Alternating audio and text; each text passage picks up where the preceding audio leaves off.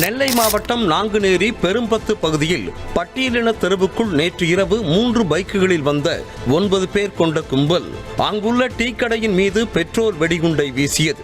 அப்போது அந்த கடையில் இருந்தவர்களும் அந்த வழியே நடந்து சென்றவர்களும் பதறி அடித்துக் கொண்டு நாலாபுரமும் சிதறி ஓடிய போதும் விடாமல் துரத்தி சொனப்பான அறிவாளால் குரூரமாக ரத்தம் தெறிக்க வெட்டிவிட்டு தப்பினர். சிவகங்கை மாவட்டம் மானாமதுரை அருகே இடைக்காட்டூர் கிராமத்தில் கொலைவெறி தாக்குதல் நடந்திருக்கிறது. பட்டியலின மக்கள் வசிக்கும் கிராமத்திற்குள் புகுந்து கொடூரமாக தாக்குதல் நடத்தப்பட்டிருக்கிறது. பார்த்தவர்களை எல்லாம் அறிவாளால் வெட்டிய சிசிடிவி காட்சிகளும் வெளியாகியிருக்கிறது. இதுதான் உங்கள் சமூக நீதியா முதல்வரே? தொடர்ந்து தாக்கப்படும் தலித் மக்களை காப்பாற்றாமல் என்ன செய்கிறது உங்கள் இரும்பு கரம்? துருப்பிடித்து விட்டதா?